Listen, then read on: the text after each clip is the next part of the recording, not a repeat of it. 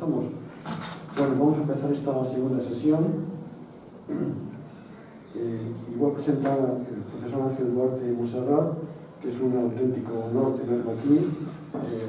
Es un trabajador innato, es catedrático en la Universidad de Lleida, ahora mismo está ejerciendo en la Universidad de Córdoba, y es un auténtico trabajador nato, y aparte de eso, pues, diría que es uno de los padres de los estudios del republicanismo. A partir de los años 80 realmente pues, ha habido una renovación de la historiografía española espectacular, y evidentemente se ha afectado al republicanismo estudiando en la perspectiva de culturas políticas, de sociabilidad, y evidentemente pues, uno de los referentes es el profesor que tenemos aquí, Ángel Duarte. Yo recuerdo cuando comencé a estudiar el republicanismo en los años 80, había un libro suyo, que era su tesis, un libro suyo, que lo busqué como un loco, el republicanismo catalán al fin del siglo XIX, un librito, pues un libro interesantísimo que era imposible encontrarlo en Sevilla. Yo me volví loco hasta que una vez fui a Barcelona y por fin lo conseguí. Era uno de los referentes desde el comienzo de los años 80. El profesor Ángel Duarte pues realmente ha dirigido pues nada más y nada menos que 16 tesis doctorales, ha participado en 25 grupos de investigación, tiene 148 artículos y capítulos de libros. Dentro de los libros realmente pues nada más y nada menos pues unos 17 libros, es una barbaridad. No sé si ustedes son conscientes de esto, realmente es alguien de un trabajo impresionante, y aparte de eso os comento probablemente de la innovación historiográfica, por tanto de mismísima calidad. Como realmente estamos con sobre el republicanismo, ya destacaría especialmente sus aportaciones sobre el republicanismo, autoritariamente, como que ahora tiene más, ¿no? Dentro de esta dinámica, pues recomendaré pues, los libros sobre el republicanismo catalán a final del siglo XIX, la historia del republicanismo en Cataluña, y después especialmente lo que se refiere al republicanismo español, la prensa republicana. Hay un libro precioso que es, aparte de la cultura republicana, aparte de eso tiene un libro precioso que es El otoño de un ideal, el republicanismo histórico español en el exilio, que es una auténtica gozada, una auténtica maravilla, realmente toda la historia del republicanismo, tanto en España como realmente después en el exilio, ¿no? Como claramente es un estudio innovador y tremendamente interesante, ¿no?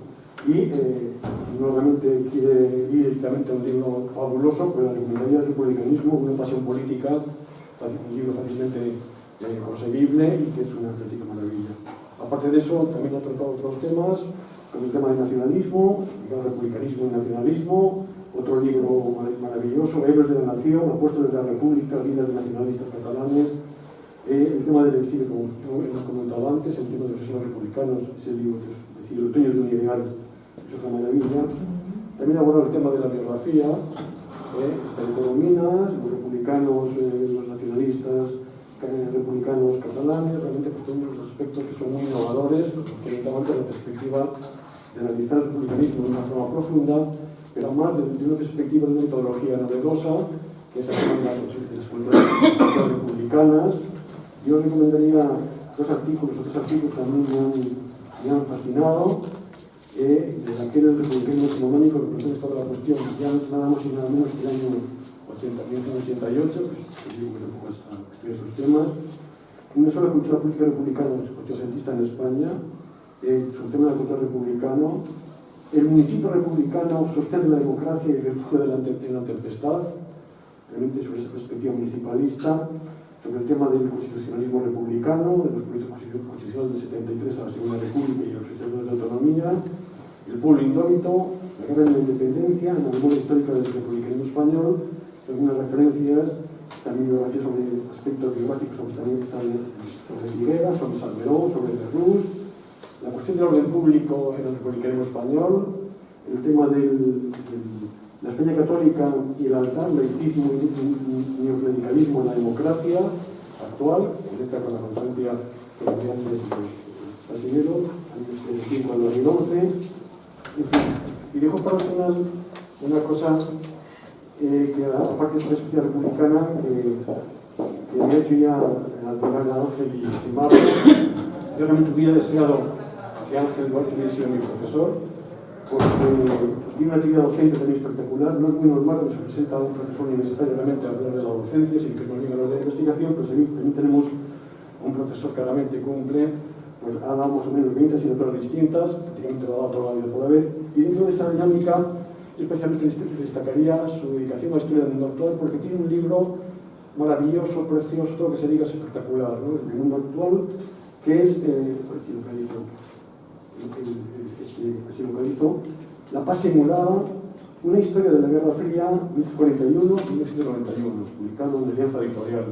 Sería un libro casi de lectura obligado para cualquier ciudadano, realmente para cualquier individuo que quiera ser ciudadano de una democracia, ¿no?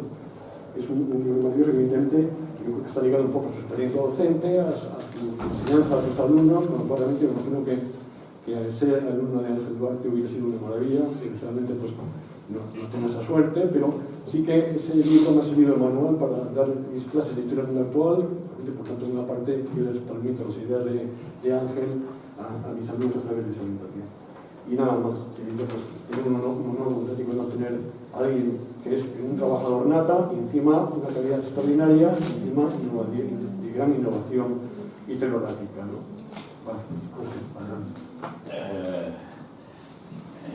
Qué exagerado llegas a ser. Qué exagerado llegas a ser. Te lo agradezco muchísimo. Pero vamos, es muy exagerado. Por el cariño. Entiendo que hay entre nosotros. Yo he aprendido tanto de Eloy como Eloy haya podido aprender de mí. Es decir, nos situamos en un plano, yo diría que los dos contribuimos en un momento determinado a la renovación de los estudios sobre el republicanismo, ¿no?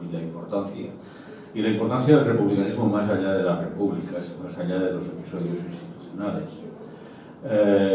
Efectivamente, como cultura política, como espacio de construcción de valores ciudadanos, de prácticas de relación social marcadas por los principios de libertad, de igualdad y por un intento claro de recuperación de ese otro elemento de la trilogía que quizás las lecturas liberales más duras eclipsaron, que era el de la fraternidad, y cómo eso tuvo una concreción, por ejemplo, en el caso del sexenio democrático y en Sevilla en concreto de una gran potencia explicativa. En realidad, efectivamente, si a partir de los años 80 hubo una renovación en los estudios del republicanismo, fue porque en general hubo una renovación de los estudios historiográficos y porque por fin se llegó a la conclusión de que más allá de los episodios institucionales el republicanismo constituía un hilo conductor básico para la comprensión de la historia de la España contemporánea. Hoy hay otras generaciones, lo comentaba Gerardo hace un momento, hay otras generaciones que están, nuevas generaciones, uno es innovador hasta que deja de serlo como consecuencia del paso como consecuencia inexorable del paso del tiempo. Y es bueno, es sano, es reconfortante ver que pues, hay nuevas generaciones de jóvenes que están recuperando esos hilos conductores que en algún momento Eloy, en plano de igualdad, a mí contribuimos a renovar en los años 80, finales de los años 80, a lo largo de la década de los 90, y que pues en la actualidad vuelve a haber ese ejercicio de renovación historiográfica. Probablemente un ejercicio de renovación historiográfica,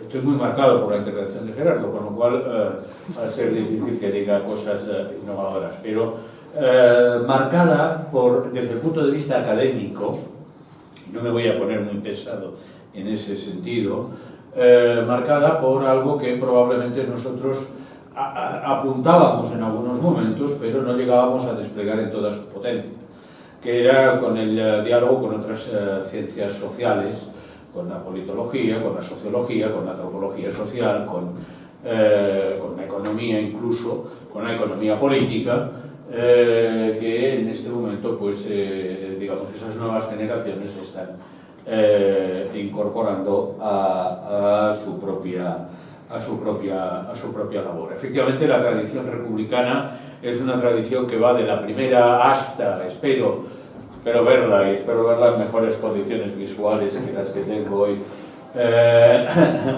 antes de dejar este mundo, pero no sé si la veré, sinceramente.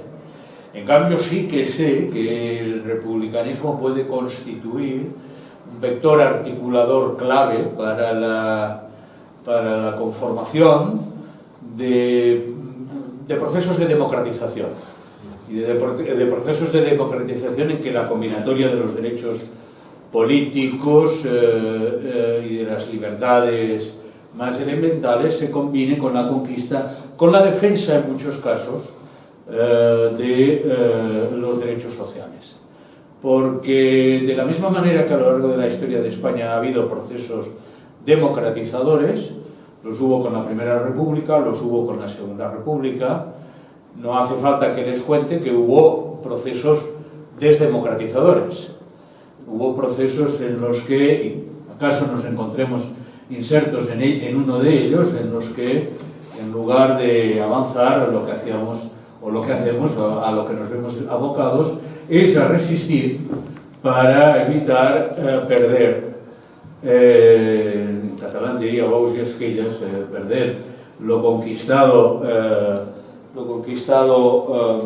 incluso en el proceso de transición democrática, por razón de dinámicas que son dinámicas claramente desdemocratizadoras.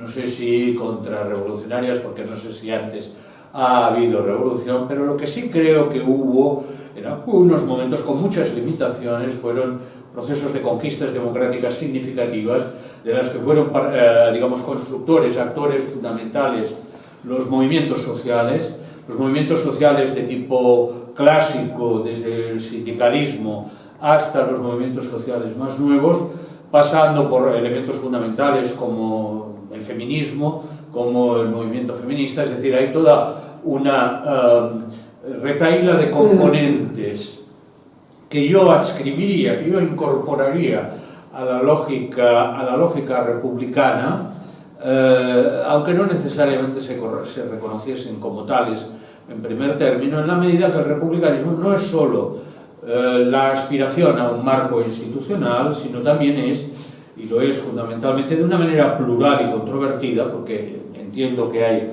más de un republicanismo. Este fue un debate que se tuvo en los años 90, si había un republicanismo en España o más de uno. Yo creo que hay más de uno, como mínimo hay uno patricio, por sintetizar, y otro mucho más plebeyo, mucho más abierto al horizonte de la reforma social, de la conquista social, de poner límites, por ejemplo, a la propiedad, de no temer por el orden o la unidad de la patria si se abren determinados escenarios de participación ciudadana. Y en cambio hay otros republicanismos más temerosos de Dios, para situarme en el terreno en el que nos situamos, ¿no? Y esa historia, la historia del republicanismo, la ha sintetizado Gerardo. Por tanto, lo que yo tenía un tanto preparado, digamos, sería reiterativo.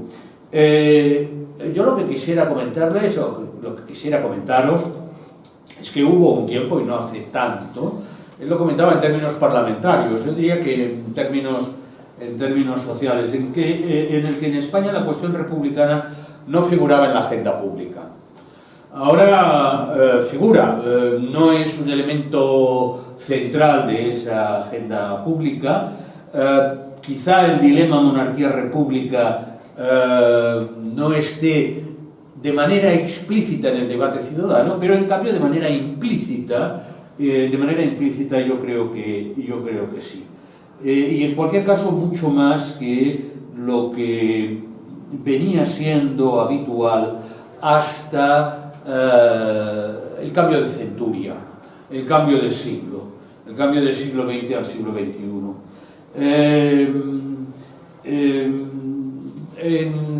Hasta ese momento, lo que podríamos denominar las miradas serviciales para con lo establecido eran miradas mayoritarias, y eran miradas que incorporaban en esa predisposición servicial a la figura del monarca Juan Carlos como una suerte de timón que había guiado, o timonel que habría guiado el proceso de democratización.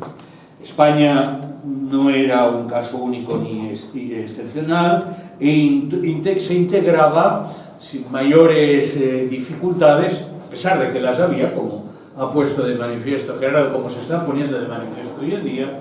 Parecía que no planteaba excesivas dificultades y podía equipararse con los procesos democratizadores que tenían lugar en esos otros escenarios muy próximos al nuestro. Bien, ¿qué ha pasado? Si eso relegaba la esperanza republicana al terreno de la querencia personal, si eso que he comentado, que sería el primer cuarto de siglo de la transición democrática, asentaba del régimen de la Restauración, asentaba la estabilidad de la monarquía, si el horizonte republicano parecía cosa de viejos o de elementos extramuros del sistema político, eso se ha ido quebrando.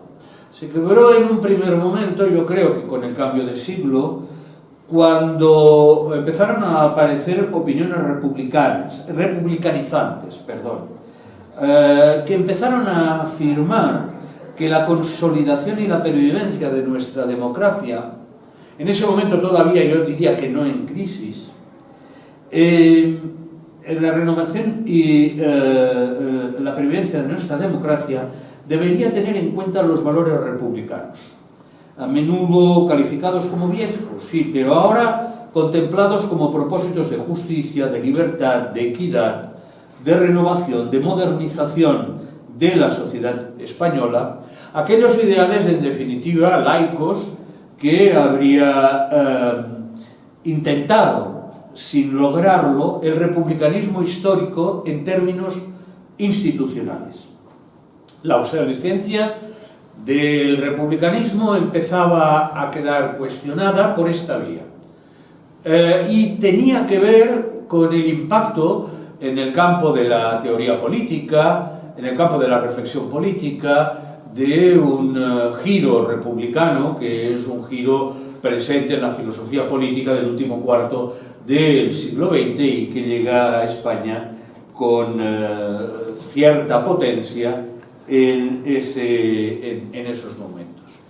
¿Cuándo cambia el estado de ánimo? ¿Cuándo de la mera apelación a la necesidad de incorporar a la democracia española los valores republicanos? No digo la institucionalidad, no digo el horizonte institucional, pero sí esos valores y esas prácticas de relación social y de acción colectiva que se derivarían, enlazarían con la tradición republicana que a lo largo del siglo XIX, como bien ha sido descrito, habían ido asociadas, habían constituido la expresión de movimientos sociales democratizadores.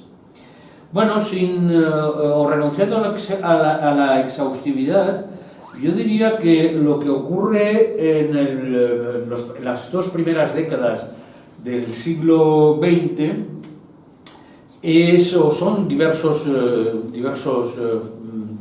circunstancias.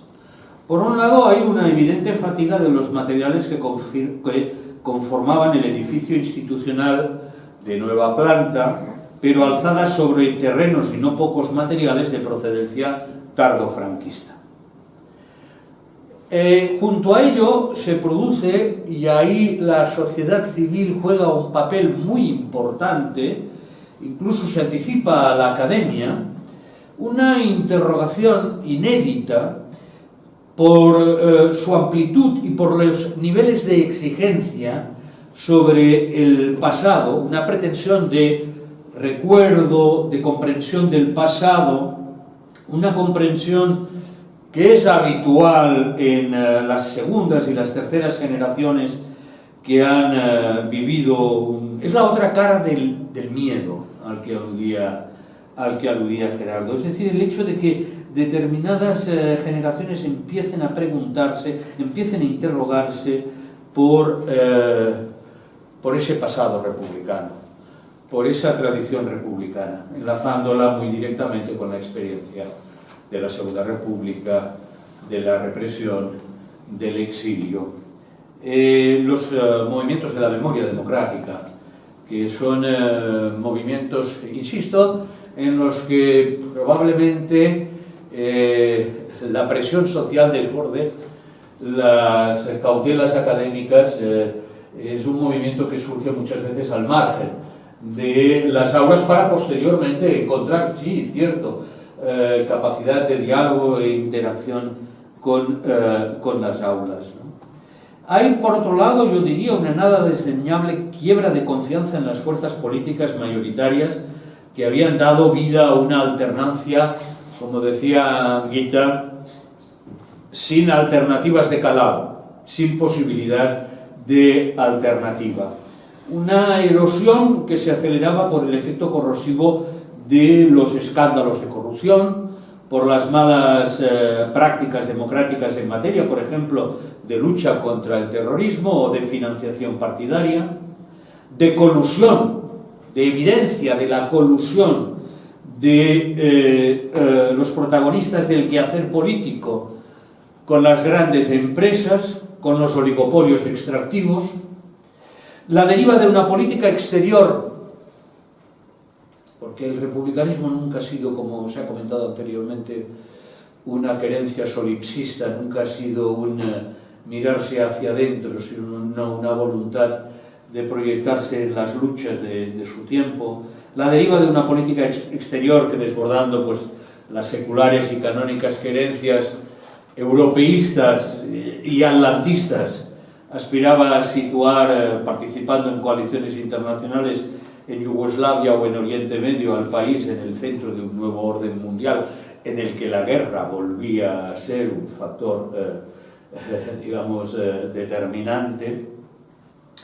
Y a todo ello, a mi entender, hay que sumarle el efecto sobre las condiciones de vida y sobre las expectativas de futuro de la ciudadanía española que tuvieron las crisis económicas de carácter sistémico vividas en 2008 y en los años siguientes.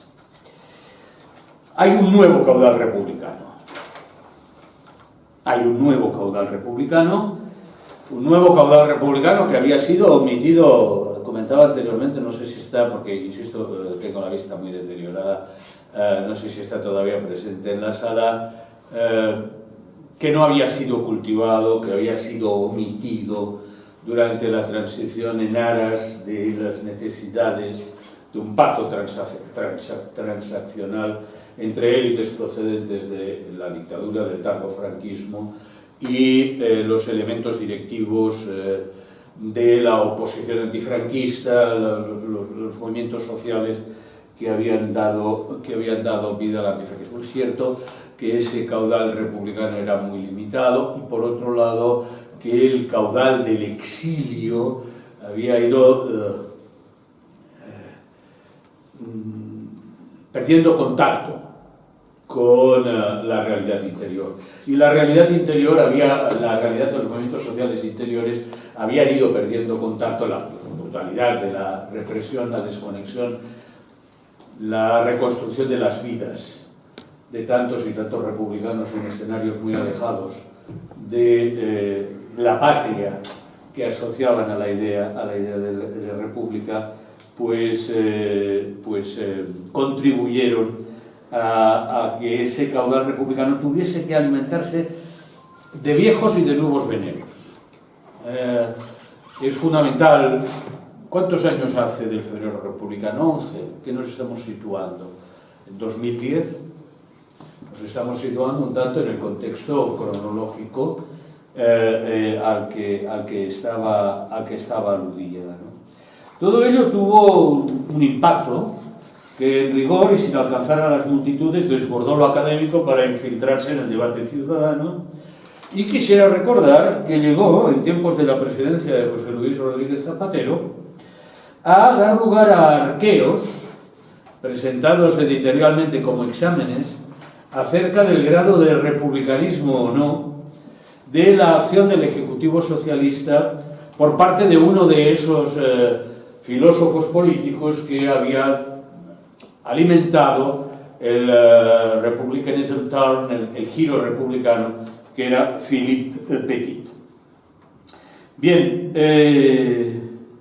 por lo demás, en nuestro país, la historiografía, que siempre había mostrado un cierto interés por las dos experiencias institucionales republicanas y sus fracasos, pues había pasado a ocuparse esas nuevas generaciones a las que estaba aludiendo Gerardo con detenimiento del republicanismo como una cultura política, a veces con averías polémicas sobre su unicidad o pluralismo, como más de una, sin la que era imposible evaluar, como decía antes, adecuadamente la historia de la España contemporánea. Cultura política, movimiento social, terreno de combate, proyecto de emancipación a lo largo de 2 siglos. El republicanismo español ha sido todo esto y se sitúa mucho más allá de la historia institucional y nos acerca a un pasado más complejo en el que los aprendizajes de la democracia y de sus resultados resultaban determinantes para la comprensión del pasado, tanto de los procesos de oligarquización como los de apropiación y gestión de derechos por parte del común, o reapropiación de derechos, después de haber sido oligarquizados. En síntesis, el republicanismo ha pasado a aparecer como una cultura política, académicamente hablando, de muy larga duración, sostenida sobre conceptos como virtud republicana, ciudadanía activa y comprometida con el bien común, sobre la universalidad de afirmaciones complementarias en la libertad, la igualdad y la fraternidad. Se constata que el republicanismo fue una escuela de democracia y que además lo continuó siendo en la medida, y con eso voy a ir concluyendo, en la medida en la que ese republicanismo no era un recetario cerrado, no era un catecismo, no era una doctrina que, más allá de los puntos que he comentado, virtud cívica, ciudadanía activa, participación orientada a la conquista del bien común, incluso una cierta idea de economía política republicana, la conciencia de que sin la garantía plena de la condición de disponer de las condiciones materiales de existencia es imposible requerir a nadie la participación activa en el demos, en el debate público, en el ágora, en la esfera pública. Bueno, esos veneros hay que continuar cultivándolos. Son veneros que vienen de antiguo, que vienen de mucho antes de la Primera República y que, en definitiva, probablemente tengan que plasmarse en una Tercera República, pero que simplemente en el horizonte de conquista republicana constituye un motor para los combates por la emancipación del género humano, por la emancipación de los jóvenes, por la emancipación de las mujeres, por la emancipación del mundo del trabajo. Acabaré de forma muy clásica, lo siento. Cuando me estaba acordando de un artículo en que Juan Ramón Capella citaba una referencia no me saldrá ahora el nombre del filósofo, que en última instancia remitía a un señor que se llamaba Palmiro Togliatti, que decía lo fundamental es la democratización, y la democratización es república, y la democratización consiste a veces en asegurar el simple hecho, y lo decía para otras épocas históricas, de que el obrero no se viese obligado, eso respondía a la tradición comunista, no se viese obligado a quitarse la gorra cuando pasaba el patrón por delante.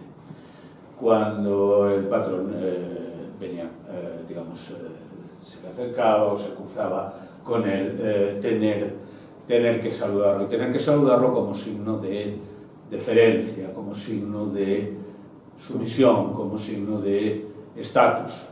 En todo caso, si se sacan la gorra, que se lo saquen los dos y que nos situemos en un plano de igualdad. El horizonte republicano es ese.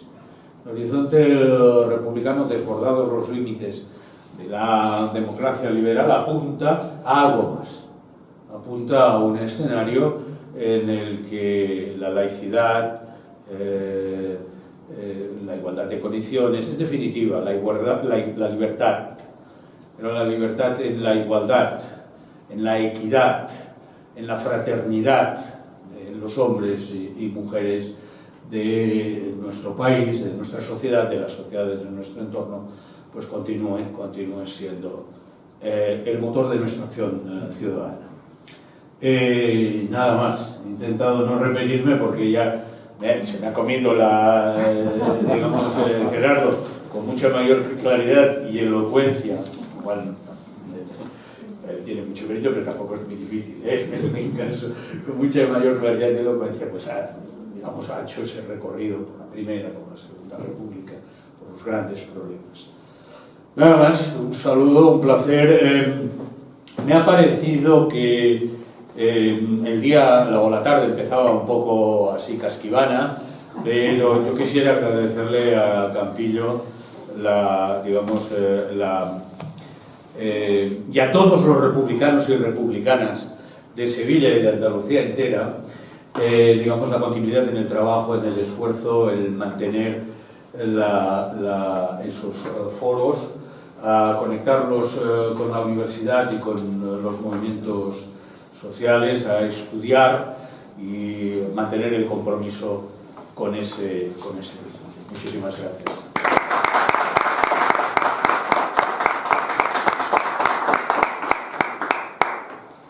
Bien, si queréis hacer alguna pregunta, alguna cuestión,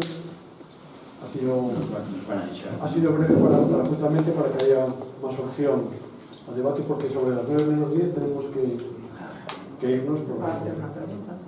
Sí, hombre, y más de una. No.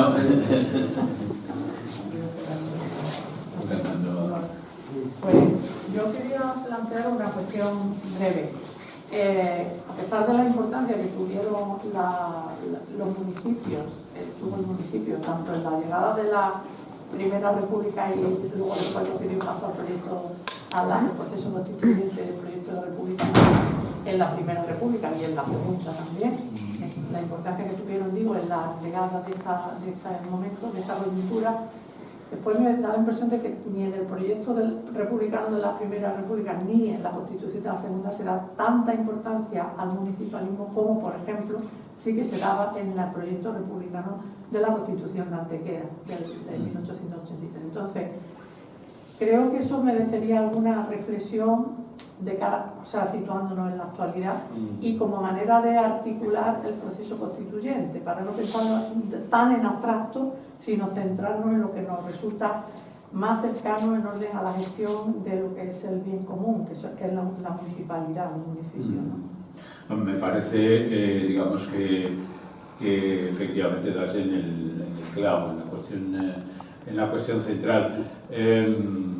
Gerardo comentaba las dificultades y incluso la imposibilidad de plantear un proceso constituyente que dirima esa alternativa si se empieza por arriba. El municipio es una escuela de ciudadanía Lo que pasa es que también muestra los límites de la acción de esa ciudadanía. Cuando yo hablaba antes, es cierto lo que planteaba, ¿no? Pero fíjate que eso nos sitúa ante una perspectiva federal de construcción desde abajo, de construcción desde el territorio más próximo hacia arriba de un nuevo espacio político. No quiero tampoco en este terreno evitar las dudas, no las reticencias en absoluto, pero sí las dudas que tengo. Hablaba en un momento determinado, muy fugazmente, de los procesos de participación ciudadana de base local o municipal que se registran en un momento determinado a principios de la segunda década de nuestro siglo en determinados municipios, que son procesos de carácter, yo diría que inequívocamente republicano en ese sentido. No estoy pensando en Córdoba, estoy pensando en el hecho de que en un momento determinado, en determinadas localidades o municipios de importancia, es posible articular un movimiento ciudadano que, surgiendo de los barrios, construya un tejido lo suficientemente denso como para constituirse en alternativa para la gestión municipal.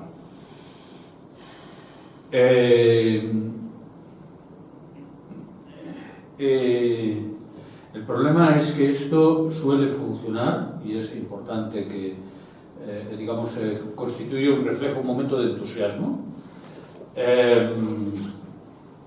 cuando hay ciclos, y aquí no se ha comentado, de politización, cuando hay ciclos, porque hay ciclos de politización y también ciclos de despolitización, es decir, ciclos en los que la ciudadanía, por razones, en algunos casos materiales muy concretas, en otros por razones que se nos escapa, bueno, acude al espacio público y se hace presente. Y se hace presente en las asambleas vecinales, se hace presente en los movimientos de barrios, se hace presente en los movimientos sociales, y llega en algunos casos, estoy pensando, no me acordaré del nombre, el antropólogo social que lo analizó, Manjabacas, desgraciadamente desaparecido, lo trabajó con mucha, digamos, como hacen los antropólogos sociales, con mucho detalle, ¿no? Esa capacidad para articular desde abajo y llegar en un momento determinado a conquistar el espacio municipal, hacerse presente de tal manera que la agenda de la municipalidad quede condicionada por la participación ciudadana. Es cierto que de la misma manera que hay momentos de politización, hay también momentos de despolitización, y en esos momentos de despolitización estas construcciones, digamos, republicanas por la base, federales por la base, de los movimientos sociales por la base, tienen mayores dificultades para sostenerse, ¿no? Pues acaba siendo la Asociación de Vecinos Clásica, la Federación de Asociaciones de Vecinos de toda la vida de Dios, la que acaba manteniendo el pulso, reteniendo el impulso. Bueno, yo creo que republicanismo y municipalismo efectivamente van de la mano.